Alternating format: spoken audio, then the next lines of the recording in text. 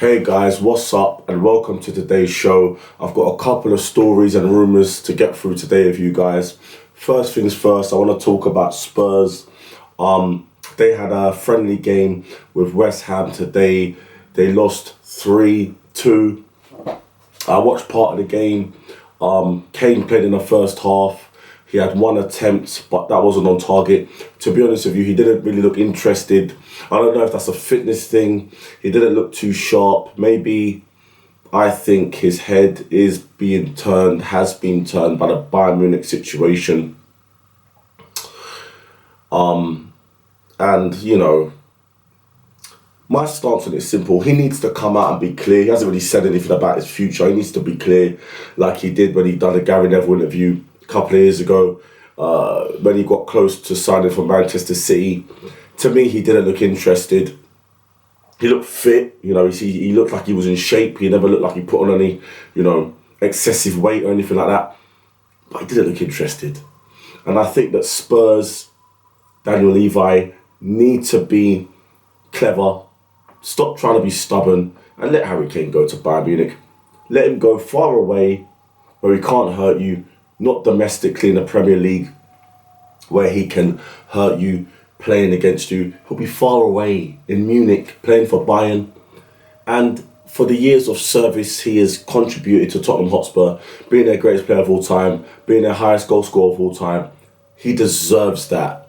He deserves that. I said that Postecoglou would be a failure, that he would fail, that he would be out of his depth, that coming from the SPL Farmers League to the Premier League is too big of a jump, and not hard. No, listen, only Brendan Rodgers really and Martin O'Neill have made that jump successfully, being successful in the SPL and the Premier League. Most managers that make that jump, they can't handle it. There's too much of a disparity in quality. Let's get it right.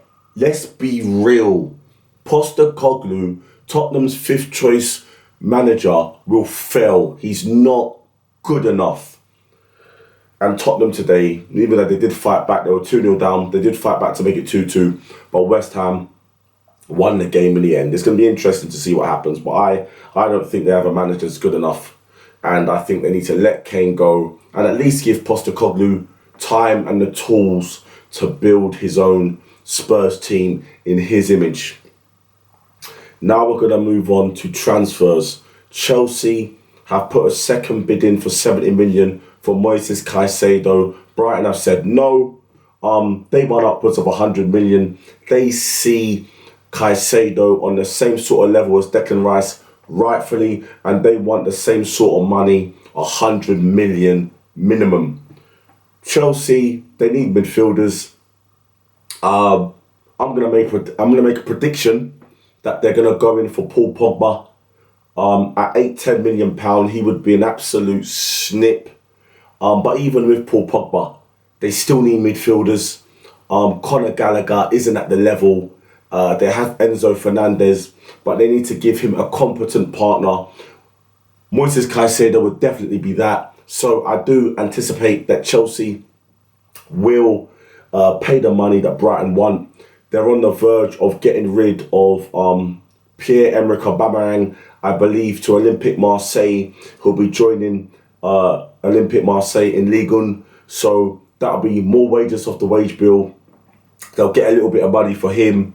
And, they'll be able to reinvest in the players that they want and rebuild that Chelsea team. Moises Caicedo with Enzo Fernandez would be brilliant. And you know what? I hate to say it, even with Paul Pogba in front of Enzo Fernandez and Moises Caicedo, woo, what a midfield that would be. I am sure that there's going to be suitors that come in for Paul Pogba. I'm surprised Arsenal won't have a look at him, but I know how Arteta is with egos.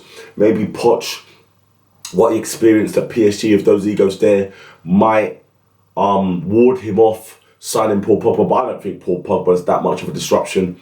I think that's been sort of a myth that has been sort of magnified by the English sports pundits and media that don't like him, and unrightfully so. Apparently, according to his teammates, he's a great personality in the dressing room and he's a good lad. and he has fantastic quality. And on his day, he's a truly unplayable midfielder. So I'm sure there'll be suitors for Paul Pogba, and I do anticipate Chelsea may explore, that sort of Paul Pogba deal to get him away from Juventus. Also on transfers, Manchester United, I think they have started their pursuit of Hojlund, the Danish centre-back that plays in Serie A, well, the Danish striker that plays in Serie A, Hojlund, fantastic young player. Manchester United are limited with the money that they have to spend this transfer window. Ideally, they would like Harry Kane. Maybe they might still go in for Harry Kane if they're able to obtain money from sales of players and get players like Harry Maguire out the club and his massive wages.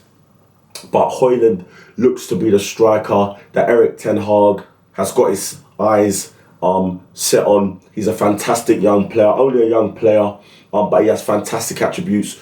Quick, strong, he's got an eye for goal, and he can be nurtured into a top striker. Some people have sort of given him the tag, the second Haaland. Like, I won't do that. I think Hojlund is Hojlund, and if he's under a manager like Erik ten Hag, he will develop into a fantastic striker. And along with Andre Onana, the deal's it's pretty much done. The fee's been agreed. Apparently, Andre Onana is flying into Manchester to complete his medical. So, Onana with Mason Mount, if Manchester United can get Hojlund, they've started their pursuit, but if they can get Hojlund, I see no reason why not. Then those would be 3 top players. And at the end of the day, when you look at Arsenal, Arteta's rebuild took time, about 4 years. Erik ten Hag's only been in there for 1 year. He's had one summer transfer window. He had a January transfer window, which he had, basically no money, and he sort of has limited funds right now as well in this summer transfer window. So it's going to take Erik ten Hag time to get players out and get the players he wants in to build his Manchester United team. There's also some other news I want to get through with you guys today. Balogun, Inter Milan have serious interest in Florian Balogun. Like I've said in previous videos, I would like Balogun to stay at Arsenal. I think that he is, a fantastic young player with a great ceiling. I think he's better than any Nketiah, and I think Arsenal should try and focus on getting Nketiah out of the club and keeping Balogun. What do we do with Balogun? I believe he should be nurtured into Gabriel Jesus' successor. I believe if, God forbid, Gabriel Jesus gets injured, that Balogun can carry that torch pretty well.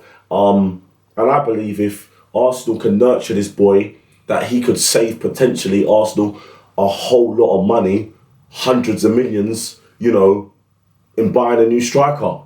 Because Balogun is a proper number 9. So I hope that Arsenal keep him and that his future stays in North London. One more thing to get through with you guys today. Marcus Rashford has signed a new contract, a new long-term contract to stay at Manchester United. We knew this was coming. He's a Manchester United boy through and through, came through the academy, and he has now put pen to paper on a long-term contract at Manchester United, committing his future to the club, to that great club. And listen, Rashford had a fantastic season last season. Erik ten Hag managed to get the best out of him. And I believe Marcus Rashford will go from strength to strength next season. So that's great news for you Manchester United fans, that Marcus Rashford has committed his future to your club. And it's great for the Premier League also, a player of his quality. All right, guys, this is going to end today's video. I'll see you tomorrow for another one. Please comment, smash the like, share and subscribe. And I'll see you tomorrow for another one. Peace.